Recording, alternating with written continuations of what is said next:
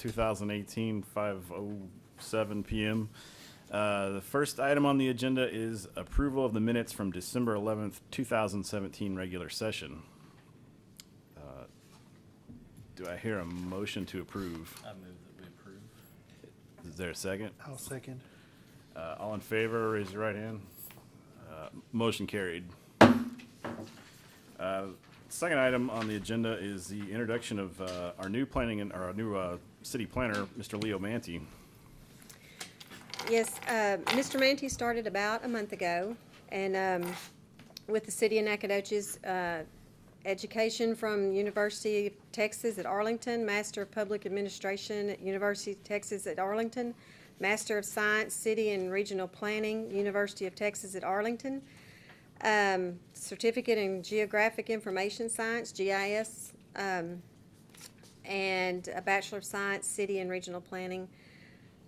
He came here from the city of Harker Heights as a senior planner, and has worked for the city of Wichita Falls, city of Denton, and Keller and Argyle, Texas.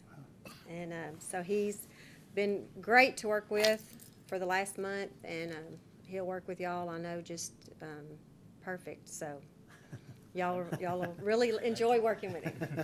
So. Quite an introduction there. All right, it's great being here. This is my 4th week, and already I've learned so much that I'm still in the learning process, and I'm looking forward to working with the commission, city council, and the citizens as well. Good. It's good to be here. Thank you. We're happy to have such a highly qualified person here. So, you're welcome. Next item on the agenda is a public hearing to consider a request for an approval of the preliminary plat for the Deckard subdivision lots 10.5B, part of lot 10B2, and part of lot 10B6, block 62, located on Lamar and Sutton Streets. This request was submitted by Opperman Surveying.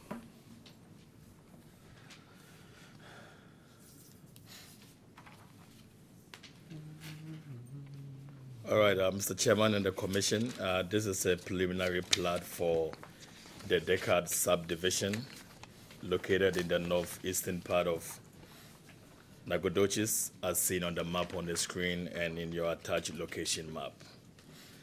This is a 3-lot subdivision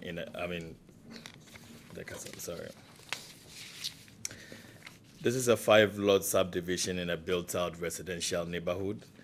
Currently on site, it's a long stretch of land with 4 houses, and the owner, based on application, is trying to subdivide this stretch of parcel to create 5 different lots in order for the individual houses to be able to be located on a separate lot on site.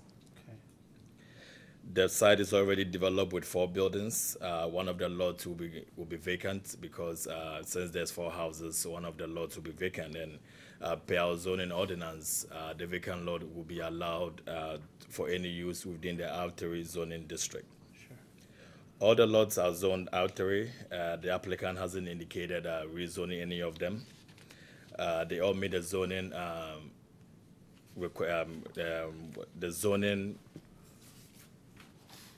dimensions except for lot 5, and I'll go straight to lot 5 on the plat, which will be the one on the southern side by Deckard Street.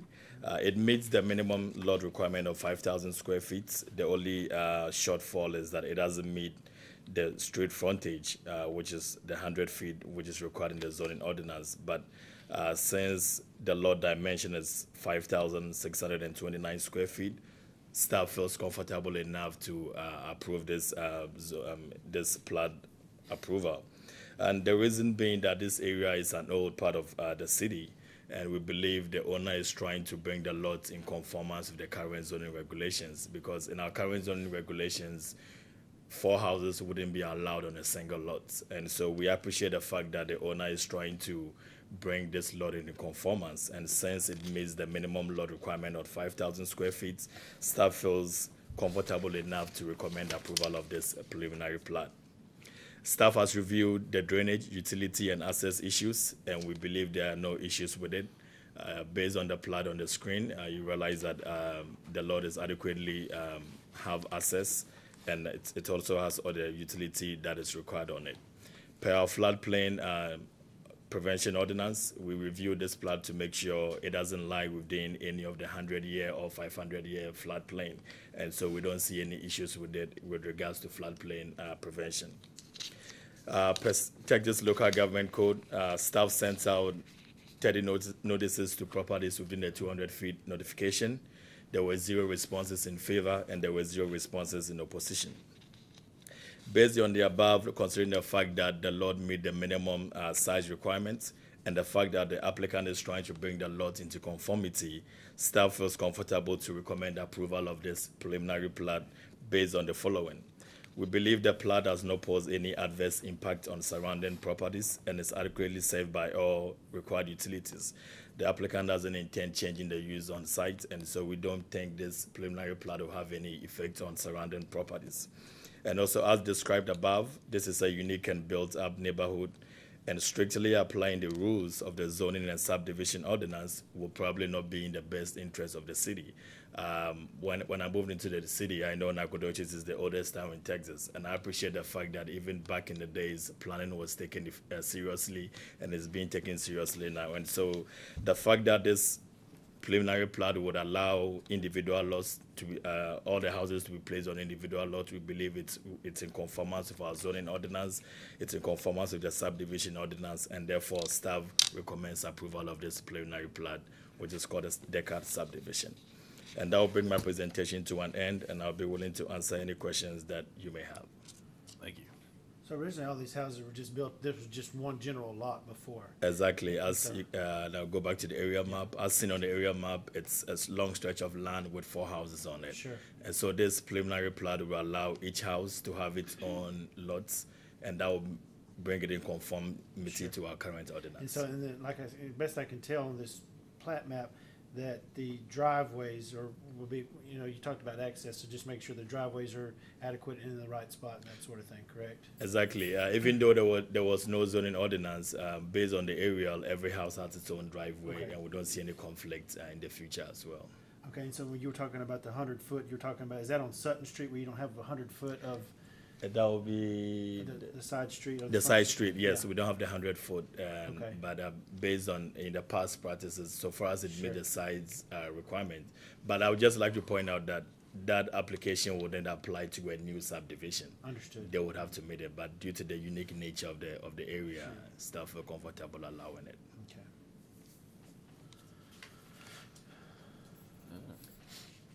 Do you know if there are any plans for development or sale of the 5th lot, the one that is not necessarily conformant but has the square footage? To the best of my knowledge, I have no information on that, and I believe the applicant is here, and I will direct that question to him to answer that, if you don't mind. Thank you. All right, thank you. Would the applicant like to come forward?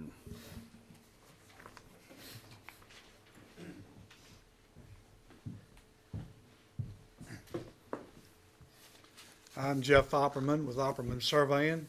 We submitted the plat on behalf of the Deckard family, and I have Ms. Deckard here with me tonight. If necessary, I'll be glad to answer any questions I can. I also would defer to Ms. Deckard about, possible future plans for the sale or the use of a vacant lot or a lot with an old house on it. However, you have to realize that maybe 50, 100 years down the road, somebody eventually will probably put a house on one of those lots. Ms. Deckard, would you introduce yourself? Hello, I'm Kim Deckard, and I currently live on Lamar Street on the end. Okay. And my sister lives next door. Thank you.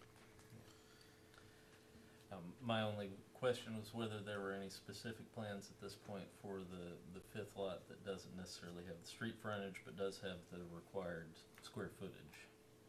Yes, the plan is to sell that part, Okay. and then the other 4, eventually, right now I live on the end, but, future down the road, we wanted them separated so that maybe we could, Yeah. put And a it house brings it in eventually. line with. Yeah. Yes.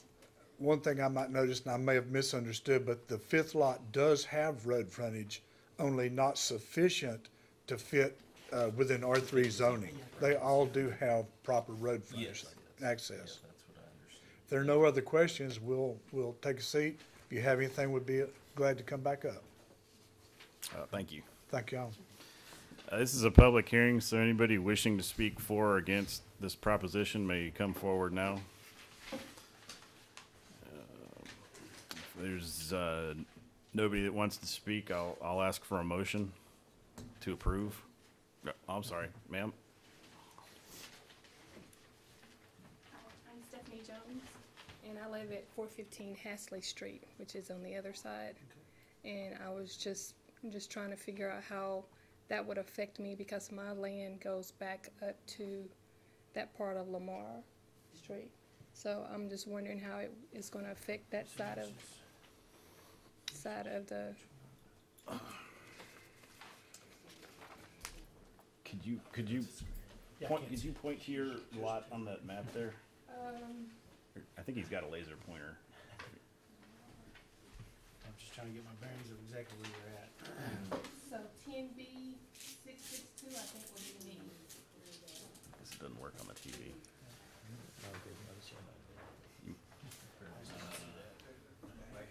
10B. Oh yeah, 10B. 662? Do you have that plat we could look at?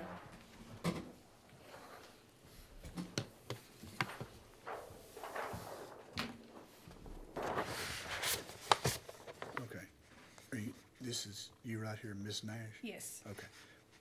Yeah, your lot comes back around this one right here, so you will be butting up to them, but you have frontage on the street back over here. Okay. But this is the way that the property lines come out on that. Okay. So it wouldn't necessarily affect. No, you will still go all the way back Okay. to this lot number 4 and also to this lot number 5. Gotcha. So originally the footprint that's there is the same, nothing's changed. Yes. It's just gonna be cut into smaller Yeah. blocks. Well, yeah, there, Yeah, your Before property the- line won't change. Yours will stay the same. There should stay. Okay. yeah. Well, before the survey, there was a question about where the corners were, and that boundary line, we have resolved that, so it doesn't affect either property. Okay. Because my aunt is next door to me as well, on the left side. Yeah, no, the property lines, the adjoiner's property lines did not change. Okay. All right. Thank you. Thank you. Thank you. Any other questions? Anybody? If there's no more questions, I'll call for a motion to approve. I move that we approve the question. Second. Second. All in favor, raise your right hand. Motion carried. Next item on the agenda is a public hearing to consider a request for an approval of the preliminary plat for the Jeff Reed subdivision, lots 4 and 5, block 2 of the Idlewild sub-addition, and lots 1L and 1L1, block 54, located on Colonial Drive and Walnut Streets. This request has been submitted by Opperman Surveying. Thank you, Mr. Chairman, Leo Mantis, City Planner. This is also a preliminary plat. As you can see on the map, I tried my best to use GIS to depict what is actually on site. And probably in the future, I'll be adding some pictures to it as well. So this subdivision is located in the northeastern part of the city, as indicated on the map on the screen. It is a 3-lot subdivision in a built-out residential neighborhood. And as you can see on the map, it is currently 4 lots being combined into 3. And the major reason for doing that is to give access to all the sites. As it is right now, you realize that the triangle shape on there looks a little bit landlocked. It doesn't have any street frontage.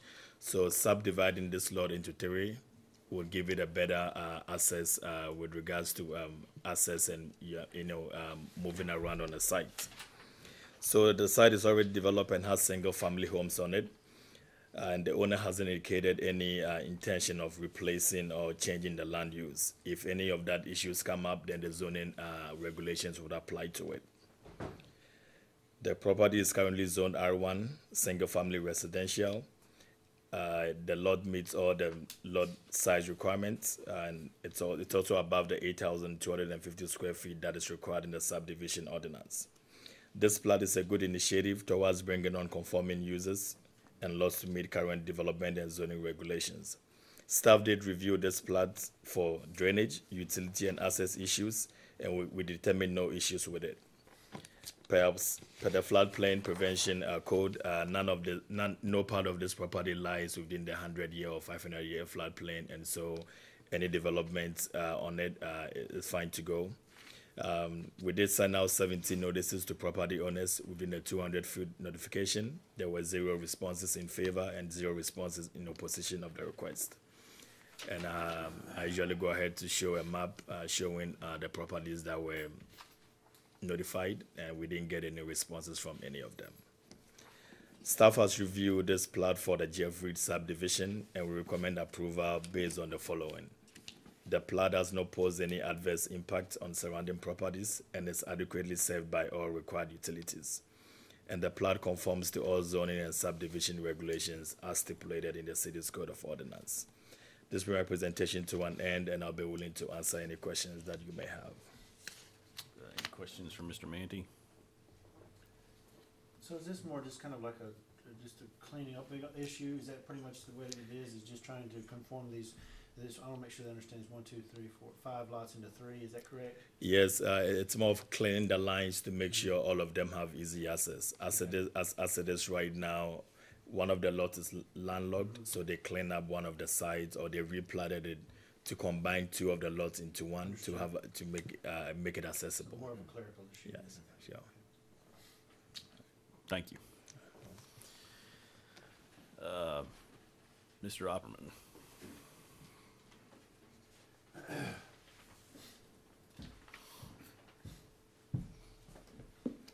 I'm Jeff Opperman with Opperman Surveying, and we submitted this application. Basically, it's, as the city planner described it, there was a unique situation in this subdivision in that Mr. Howell, and incidentally, Mr. Howell and Jeff Reed and Ms. Reed are here today, if you need to question them, but it looks like an inverted L. The top lot and the lot just to the lower right belonged to Mr. Howell. He built a house that was on 2 lots, but in his bay window was a beautiful garden area that he had developed with azaleas and everything, and it was right where that triangle is. So Mr. Reed was wanting to develop his other property, but Mr. Howell had requested, that possibly at one time he transfer that land to him. So the triangle would be added to Mr. Howell's lot to, protect his backyard. And then Mr. Reed has the lot on Walnut Street there. So that will actually be divided into 2 lots, one with an older, larger home. And they do have plans, to build on the lower lot on Walnut to the right-hand side. So this again kind of is a house cleaning or a cleanup area just to reconfigure the lot for Mr. Howell. So this drawing that you have on this lower right-hand lot, that's proposed, right? Is that right or no? On Walnut, because you said the I lot don't on see Walnut- that. We need to, Yeah. This doesn't match the plat. no. Yeah. You see what I'm saying? Yeah. I think that large piece just below the triangle is showing 2 houses on the one we've got up here. So I was just talking about, 3. here, because on this particular plat, it shows a building Yes. there, and so this, That's- proposed a building could be, obviously, Yes. okay. Okay. So this, let me look at this. So This and this is gonna be gained with that, and then lot 3, yes, Yes. understood. That's Okay, already what- been sold to Mr. Howell in So- anticipation. In other words, it's just a. Just to house replat cleanup. to Okay. So we've got- facilitate that. 1, 2, 3. Mhm. Is that where? Yeah, 'cause Yeah. this, and this, and this, and this. These four now go with this, and then these two are separate. Yeah, One, two, Yeah. the easements included us. All right, thank you. You wanna take a look at that, or? Thank you, Mr. Opperman. okay. Any other questions for Mr. Opperman? I really appreciate y'all, commissioners. These are both very unique situations, a lot of cleanup, a lot of things that have come down through the years that needed to be taken care of, and I certainly appreciate our new city planner. Welcome to Nacogdoches. Anybody wishing to Thank you. speak for or against, may come forward at this time.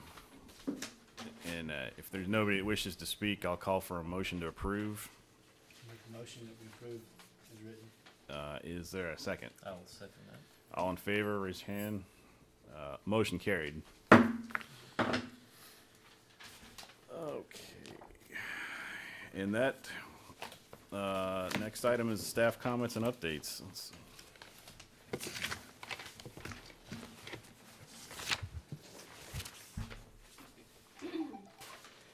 Okay. Once again, I want to thank you for welcoming me to work with you. I just want to go through a little bit of what I plan to, the partnership that I want to have with the P&Z Commission. And briefly, the first one will be to develop and update a comprehensive plan. So when it's time for any long-range plan, being the planner, I will work as a facilitator, and I would move based on what you recommend. My duty is to be technical and then take some views from the P&Z and the City Council to move the city forward. And so I will need all your support with that. When it comes to monitoring current zoning ordinance, I would appreciate it more for the commission to call me or get in touch with me at any point in time to find out what the zoning ordinance is doing, what we need to do to see the city move forward. Also, just like we did today, one of your functions is to recommend approval of subdivisions. The fact that staff recommends approval does not necessarily mean you also have to recommend approval. You also have to look at beyond what staff looks at, and that really puts me in check as well as the city planner to move the city forward.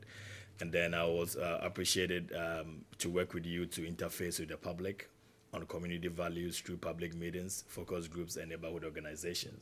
I believe most of you here have been in this city for so many years, and so you are in a better position to understand why certain things happen. And so when I bring any recommendations to the P&Z and you think you feel you have a different idea, recommendation than what I gave, then I would want you to tell me your reasons and help me to understand the city better. Because I don't want to create that situation where it's just me saying stuff. I'm just a facilitator. I want to work based on what your vision is for the city and for the citizens as well. And so moving forward, the first one I want to, I don't know if you have any questions on what my ideas are.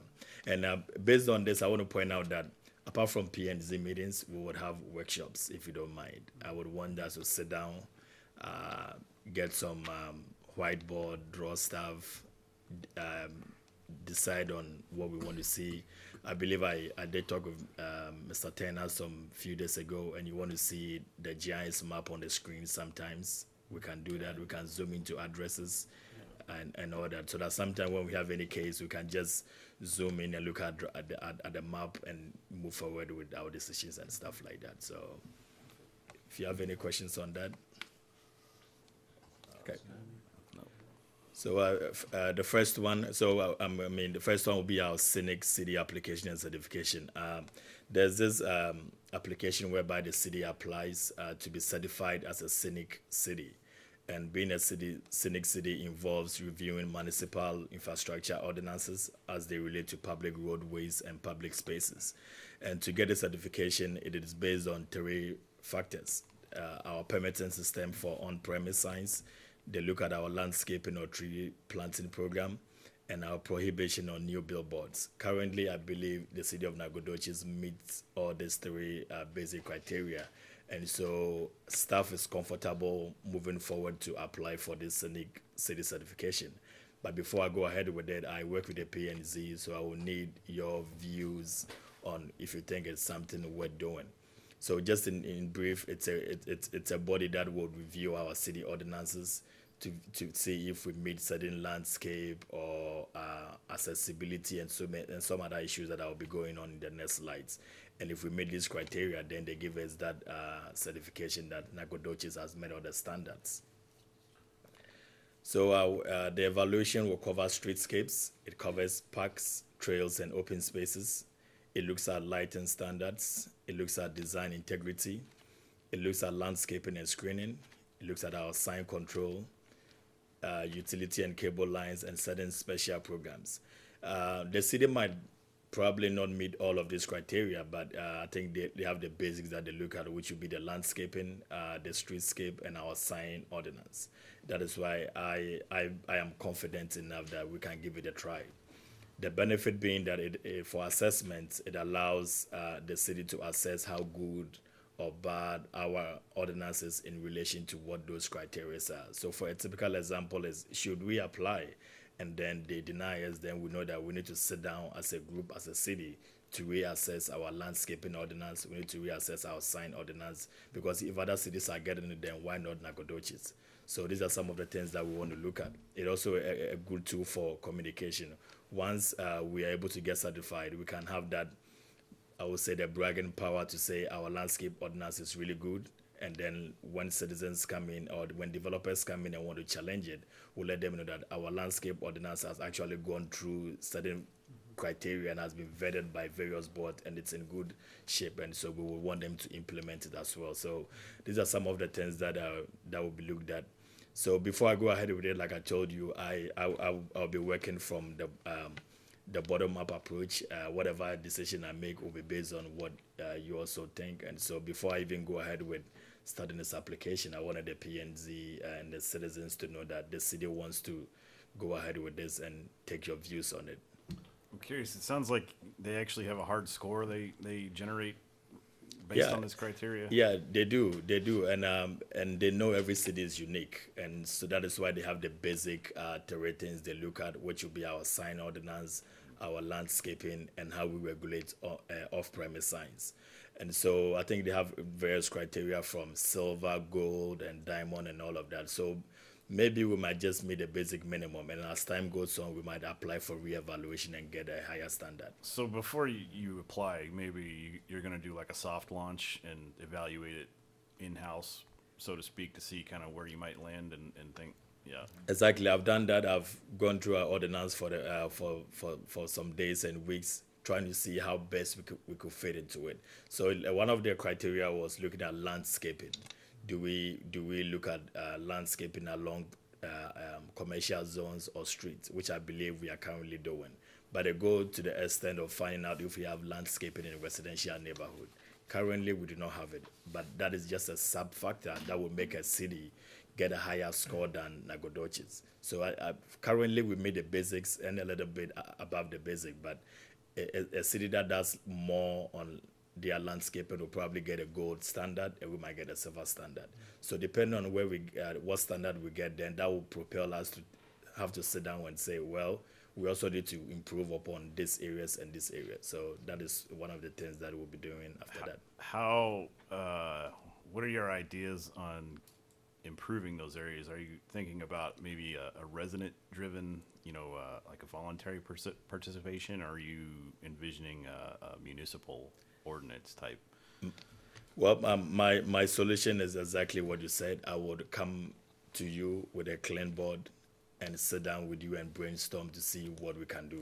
Yeah. That is the way I like to approach stuff. And already you just gave me 2 possible solutions. So I'm sure when we sit down at the table, I'll probably get more from each of you and then move forward with that. Okay. Yeah. What's the cost involved with this? I believe it's about $700 or something. Yeah. For the application. Yeah. And then it takes them about the results should come out in July, and from what I've heard, they actually go to the extent of coming to the city to look at what is going on and then read our whole city ordinance. So it's more like them assessing our city ordinance in comparison to other cities or other criteria to see how best we are doing. So, in my view, it's a good way to see, to alert us on the fact that the world is growing, new trends are coming, and so we need to meet up to standards. Or we are doing good, what else can we do to be super higher? Yeah, so. I'm just thinking in my mind, maybe some other cities that might have done this, maybe Sugar Land or Kingwood, would that, do you Yeah, familiar with those? there are some cities that have done it. I believe, if you don't mind, I could send you an email. I could send all of you an email to have to read on it, and then you could, once you email me individually, then there's no conflict with that. So, Okay. yeah, a lot of cities have done it. Yeah. Do you have to apply for this annually, or how long is it? I believe the application comes in place when you want to go to a higher standard. So we might be on a silver standard and want to go to gold standard because we have reviewed our ordinance and we feel we are in the process of going higher with that. But apart from that, you pay a $300 fee to keep your certification annually. Yeah. Beyond making it more attractive to tourists or potential new residents, what are the specific benefits? Are there grant opportunities that open up with different designations in it, or? Well, I will look at the economic development part of it. If a business wants to come in here and then they know that you are Scenic City certified, then obviously your landscaping, your streetscaping, your sign ordinance, and certain developmental regulations are standard, or because I think there's about 15 different bodies that evaluate this. The Texas Planning Association, Keep Texas Beautiful groups, and all of that. So it's a good way to market ourselves. And with me, honestly, coming from the planning office, I think one of the main things reasons why I would want to go with this is to assess our city ordinance. They will look at about different sections of our ordinance. So if they think we don't qualify in certain ways, then we have to sit down and reassess it. They might be wrong, but it's in comparison to so many parameters. And of course, like I always say, what is good for Nacogdoches might not be good for Dallas or might not be good for Lafayette.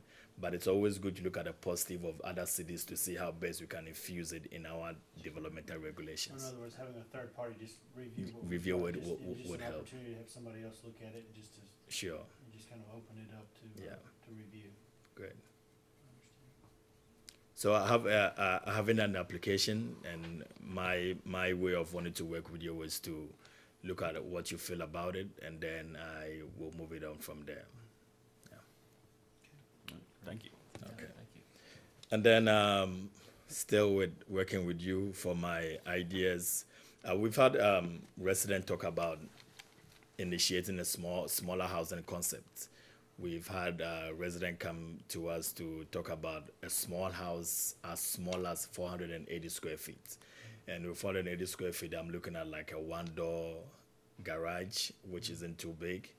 And with my experience, small housing concept has really worked in really dense populated areas where housing is an issue and people really don't want to live in bigger houses. They just want to stay, go to work, and back and forth. And we had a resident come here to talk to us about this small housing concepts. I didn't say no to it, but I just wanted you to know this is what has been in discussion. One of the things the applicant did talk about was creating a small houses for our senior citizens, where senior citizens don't want to live in a bigger home. They want to live in a small home, no backyard that they could easily manage, or creating a small house close to work. And a typical example was creating a small house subdivision by Pilgrim's Pride, where people could just live in there and then walk to work, wouldn't have to drive, and that concept.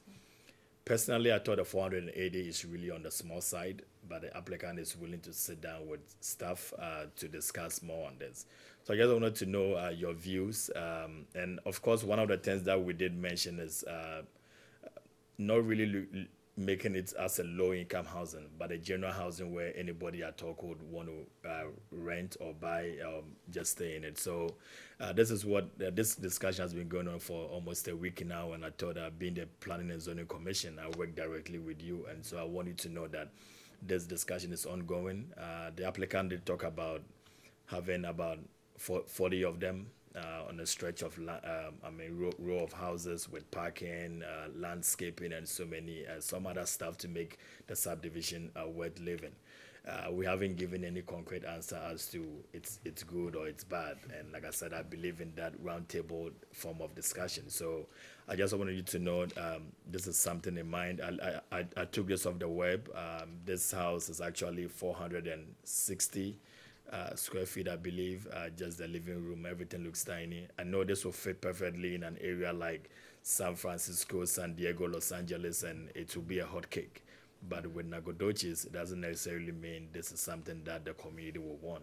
Of course, Is this applicant proposing like resident-owned units, or is this more like an apartment complex? well, yeah, one thing that he said was he plans to manage it like an apartment complex where he'll be responsible for the maintaining the whole subdivision. So it's more like an apartment, but with individual houses, and that is what he did mention. But you know, in a typical area, this would be like a 4-story or 5-story buildings, like apartment. But he wanted to see smaller houses, and he talked about them facing each other. That is if he decides to go with the senior citizens housing, where they could communicate with each other and put sidewalks and make it pretty and all that. We don't really have a concrete site plan because it's not a done deal. It's just a discussion issues. And on site, I did see, I think this is about 600 square feet that I saw online. And then floor plan, and then I also saw a smaller house like that. That is the one on the right is exactly 480 square feet. So these are some of the design models. But then the issue is that I want to discuss with you is do you think this will work for Nacogdoches, having been here, being in the community? And I believe this discussion is also for citizens for your input. Smaller housing, is this what the city, would it be feasible for the city considering current trends? It's gonna, if you've got, what, 5,000 square foot lot size minimums roughly for residential, I mean, does he want to lower that threshold? So this wouldn't fit in any of our zoning ordinance. So basically to be like a planned development or like an SUP specially created for such a subdivision. I've driven around the city. I've done some research with Jerry, and we don't have any small house of this nature. So to be the first in the city. I worry about infrastructure, you know, with the sewer and water and all of that. If you start adding 40 little houses in a small little area, worry about, you know, traffic and other things that might go along with that as well. That's the first thing that kind of pops up in my Sure. mind. You'd have to be carefully planned, yeah. But as someone who owns a tiny house as a rental property, I do believe it can work. Sure. Yeah, We just have one, but it's like 400. we enlarged it to 400 square feet, yeah. Okay. Oh. Um, Okay.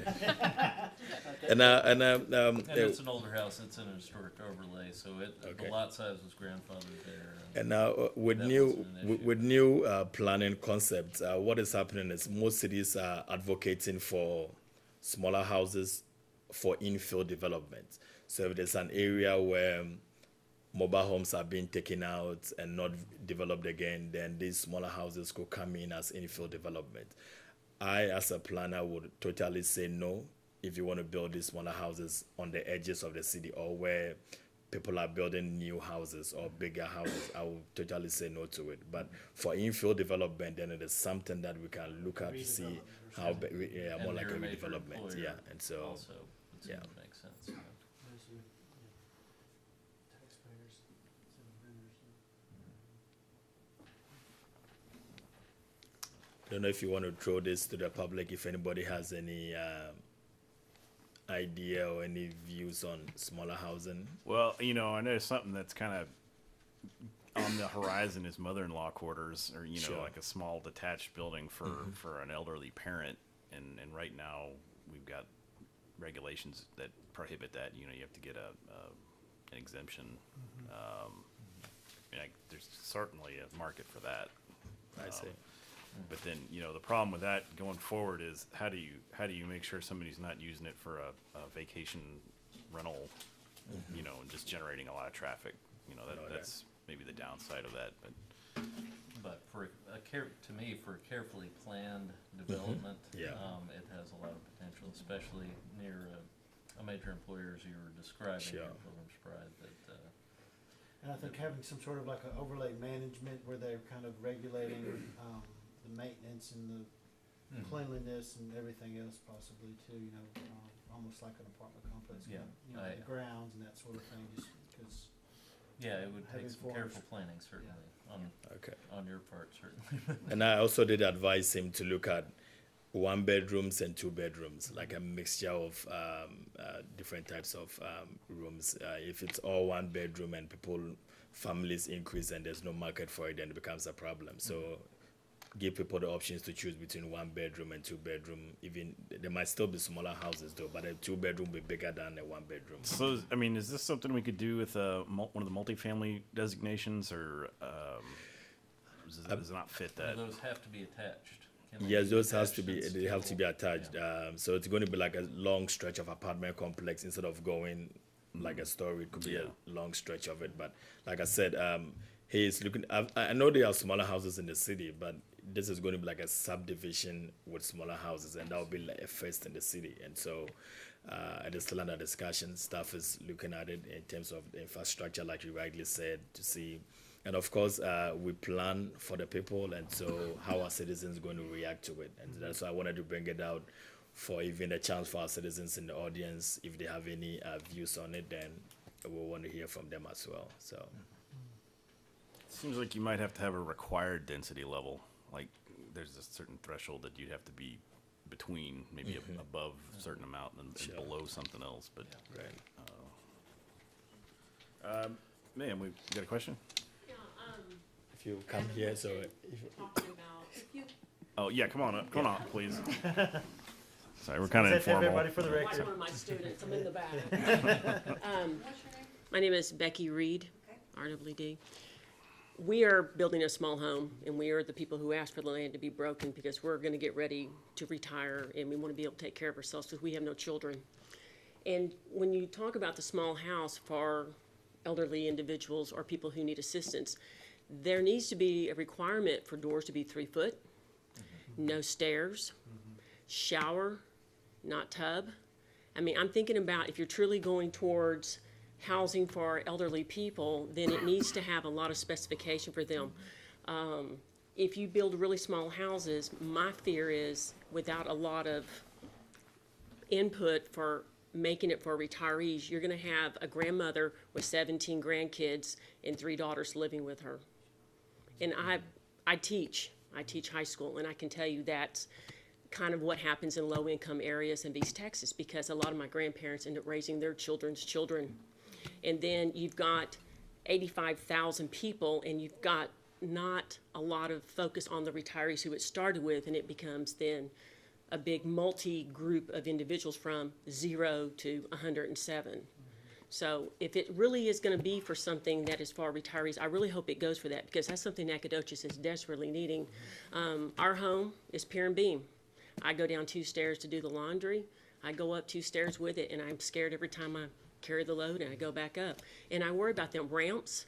I live on Walnut, so I'm down University a lot. There are a lot of people on wheelchairs that are on the motorized scooters. That's their main transportation. Are there gonna be ramps built for those? You know, do we have street, worry when these cars are going up and down, we've got people on the scooters? I just hope if it's really that for small housing for our elderly, that it really truly meets specs of ADA, that you worry about the ADA commodes, you've got 3-foot door openings and the whole bit, because some of the doors, even in the brand new housing, are 2 foot, and I've got a 2-foot door into my bathroom. I can't get my aunt's walker in there. So that's all I got to say. I just really, because I'm in that position. I'm not elderly yet, but I'm preparing because we have no children to take care of us. I know the day is going to come where I have to be able to either roll in a shower, sit on a walker, or do something of that nature. So if it's for elderly, I really hope they really do that and not just call it that and put 130 door in it and then not do anything else for them, because it is very difficult. All right, so I got that. Thank you. Thank you very much. Thank you.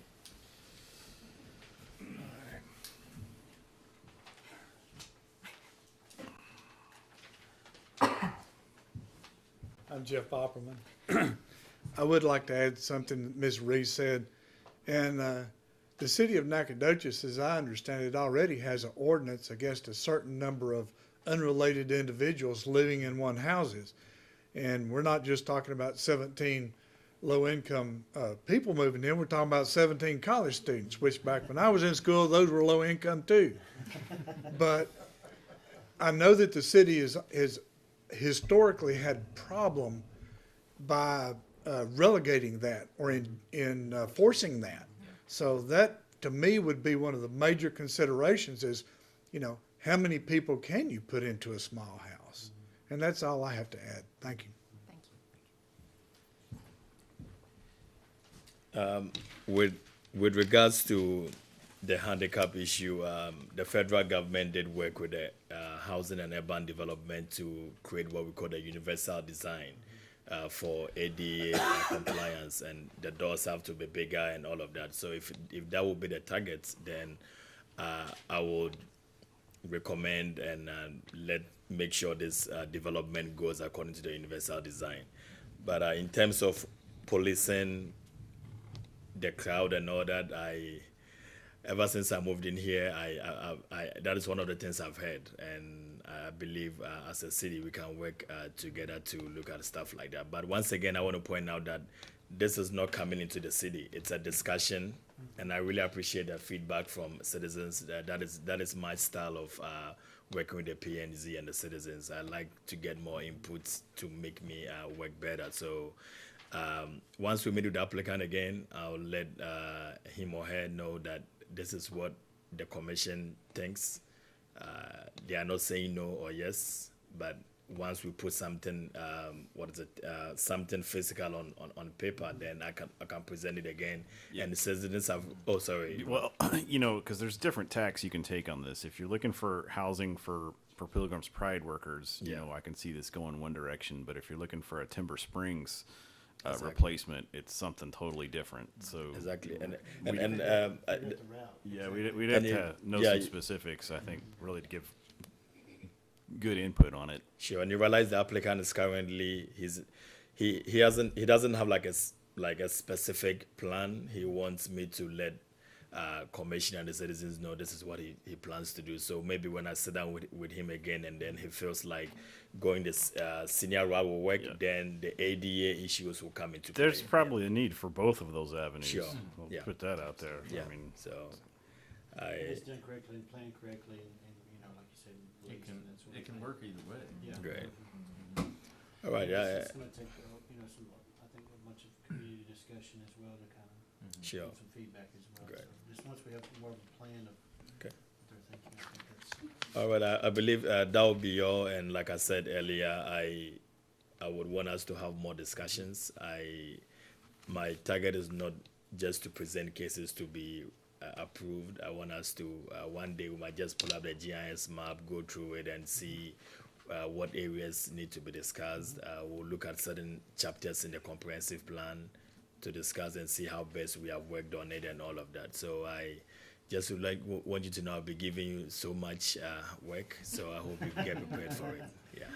All right. Thank you very much. thank you. Thank you. All right. And that adjourns this meeting of Nacogdoches Planning and Zoning. Thank you for coming.